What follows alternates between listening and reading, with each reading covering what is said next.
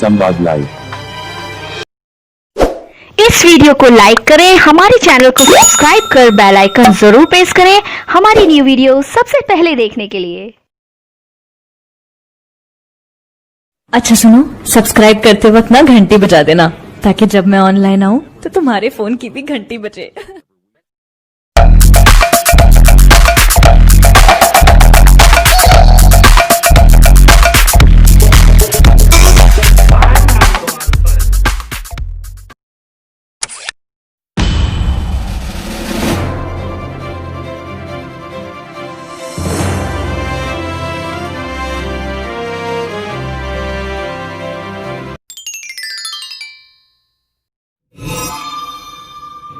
आज हम कक्षा 9 क्षितिज भाग 1 के काव्यखंड से चंद्रकांत देवताले की कविता यमराज की दिशा का अध्ययन करेंगे।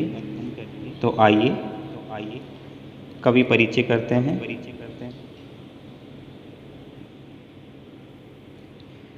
चंद्रकांत देवताले का जन्म सन 1936 में गांव जोलखेड़ा, जिला बैतूल, मध्य प्रदेश में हुआ। उच्च शिक्षा इंदौर से हुई तथा पीएचडी सागर विश्वविद्यालय सागर से। साठोत्री हिंदी कविता के प्रमुख हस्ताक्षर देवताले जी उच्च शिक्षा में अध्यापन कार्य से संबद्ध रहे। देवताले जी की प्रमुख कृतियां हैं हड्डियों में छिपा ज्वर, दीवारों पर खून से, लक्कड़ बग्घा हंस रहा है, भूखंड तप रहा है, पत्थर की बेंच, इतनी पत्थर रोशनी, उजाड़ में संग्रहालय आदि। देवताले जी अनेक पुरस्कारों से सम्मानित हुए।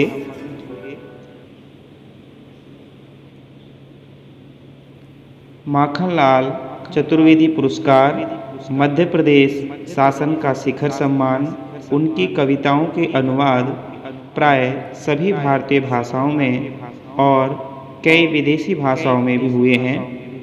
देवताले की कविता की जड़ें गांव कस्बों और निम्न मध्य वर्ग के जीवन में हैं। उसमें मानव जीवन अपनी विविधता और विडंबनाओं के साथ उपस्थित हुआ है। कवि में जहाँ व्यवस्था की कुरूपता के खिलाफ गुस्सा है, वहीं मानवीय प्रेम भाव भी है। वह अपनी बात सीधे और मारक ढंग से कहता है। कविता की भाषा में अत्यंत पारदर्शिता और एक विरल संगीतात्मकता दिखाई देती है। कविता परिचय देखते हैं।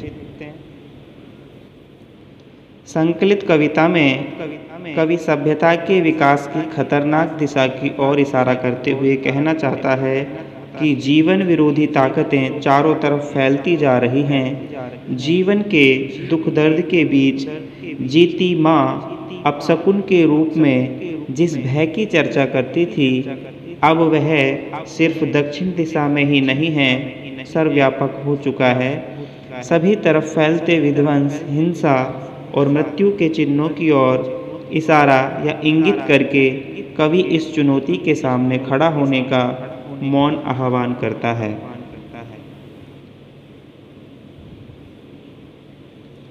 कविता पर आते हैं। यमराज की दिशा। यमराज अर्थात मृत्यु का देवता। मृत्यु के देवता को यमराज कहा जाता है। तो यमराज की दिशा कौन सी है? दक्षिण दिशा को यमराज की दिशा शास्त्रों के अनुसार बताया गया है। तो ज्ञानप्रद और प्रतीक रूप में कविता है। कविता पाठ करते हैं। माँ की ईश्वर से मुलाकात हुई या नहीं कहना मुश्किल है, पर वह जताती थी जैसे ईश्वर से उसकी बातचीत होती रहती है और उससे प्राप्त सलाहों के अनुसार जिंदगी जीने और दुख बर्दाश्त करने के रास्ते खोज लेती है। मुलाकात भेंट होती है, मिलना। बर्दाश्त करना, सहन करना। तो माँ की ईश्वर से मुलाकात हुई या नहीं, यह बात कहना मुश्किल है।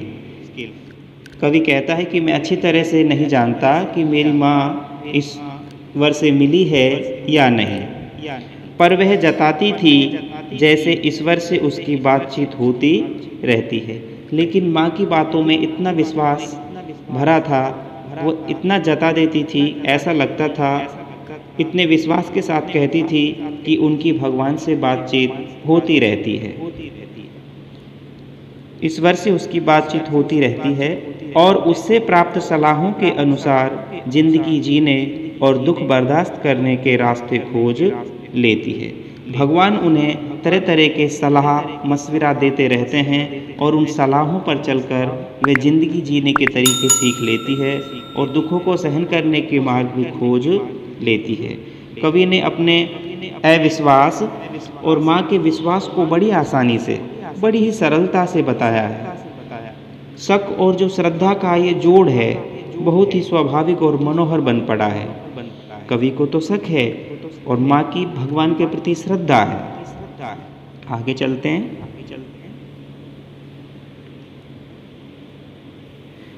माँ ने एक बार मुझसे कहा था, दक्षिण की तरफ पैर करके मत सोना, वह मृत्यु की दिशा है और यमराज को क्रुद्ध करना बुद्धिमानी की बात नहीं। तब मैं छोटा था और मैंने यमराज के घर का पता पूछा था। उसने बताया था, तुम जहाँ भी हो वहाँ से हमेशा दक्षिण में। माँ ने एक बार मुझसे कहा था कि दक्षिण की तरफ पैर करके मत सोना। कवि कहता है कि माँ ने एक बार मुझे बताया था कि कभी भी बेटा दक्षिण दिशा की तरफ पैर करके मत सोना, क्योंकि वह मृत्यु की देवता है। यमराज जो है नाराज हो जाते हैं। यमराज को नाराज करने में कोई समझदारी नहीं है।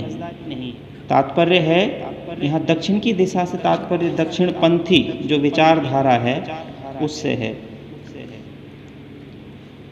इसके अनुयायी यमराज के समान क्रुद्ध हैं।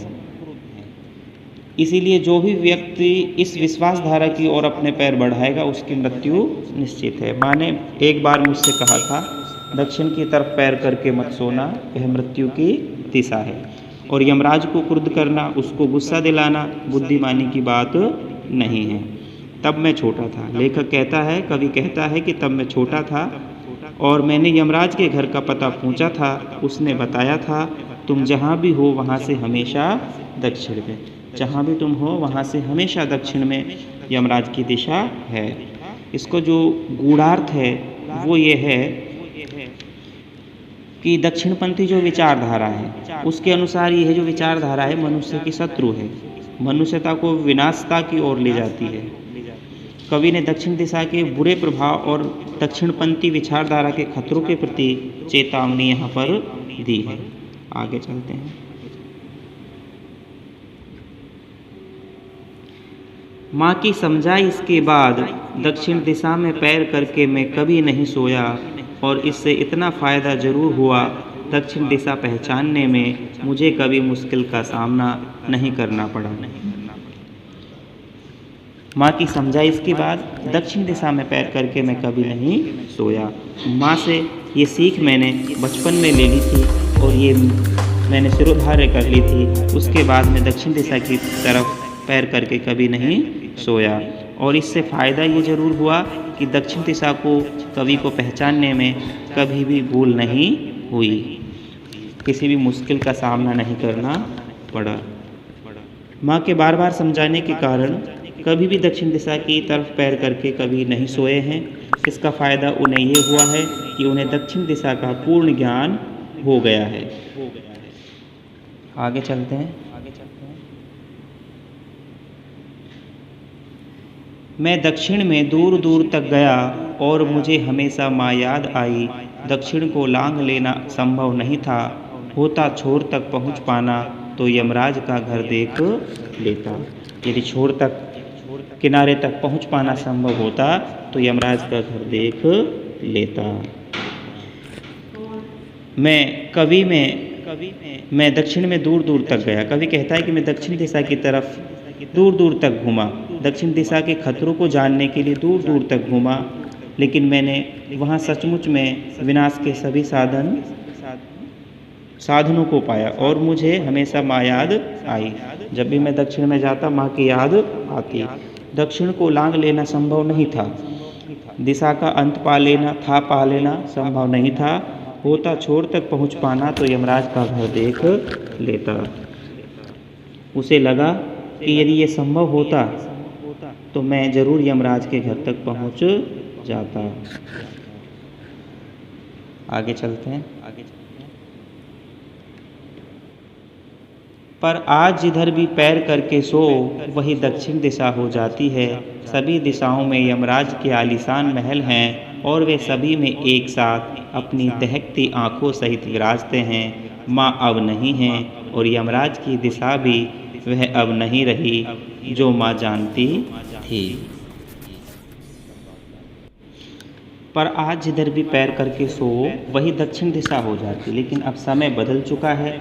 अब तो जहाँ भी पैर करके सो वही दक्षिण दिशा हो जाती है। मेरी माँ के समय की जो स्थिति है और आज की स्थिति जो है उसमें बहुत अंतर आ चुका है।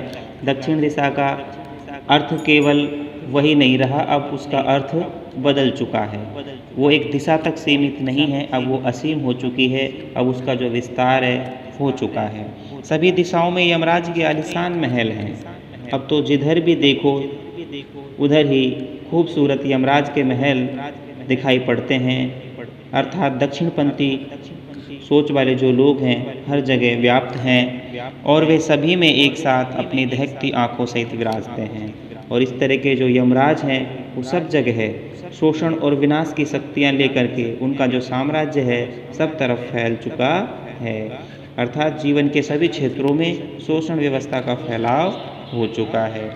माँ अब नहीं है और यमराज की दिशा भी वह नहीं रही जो माँ जानती थी। मेरी माँ अब नहीं है, इस समय माँ नहीं है, समय व्यतीत हो चुका है और यमराज की दिशा भी अब बदल चुकी है।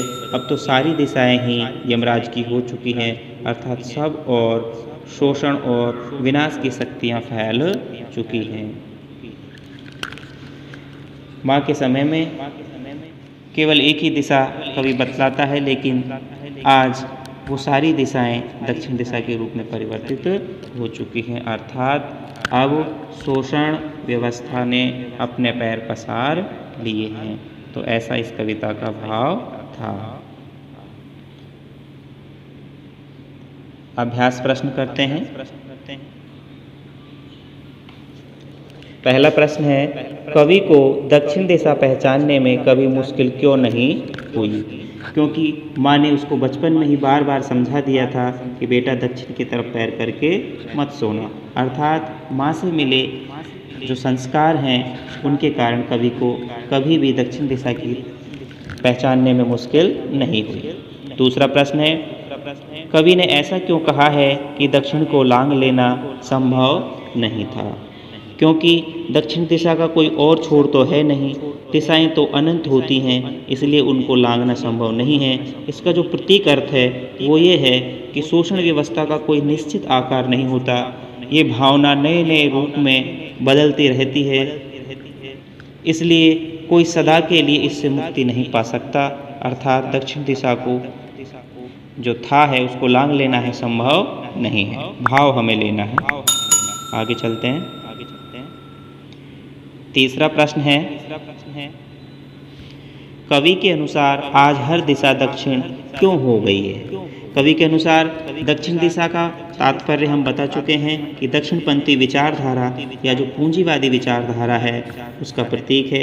ये विचारधारा पूंजीवादियों और शोषकों जो लोग हैं, शोषण करने वाले हैं, उनको बढ़ावा देती है।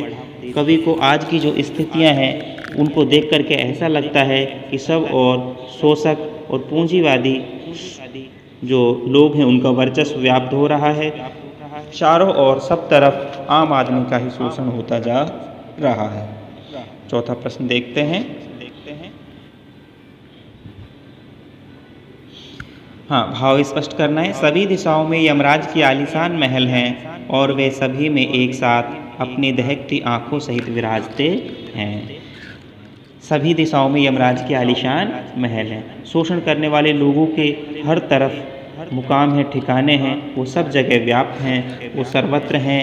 वे क्रोध, घृणा और क्रूरता भरी जो दृष्टि है उनकी, कठोर उनका जो व्यवहार है, उसको रख कर के वो सब जगह विराजते हैं।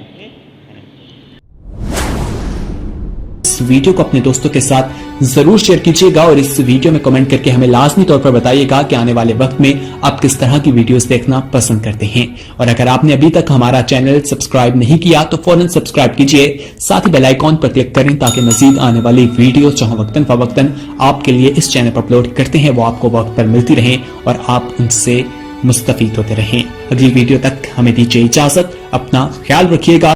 ताज़ा तरीन अपलोड्स की नोटिफिकेशन हासिल करने के लिए हमारे चैनल को सब्सक्राइब करें और साथ में दिए गए घंटी के निशान को दबाना ना भूलें।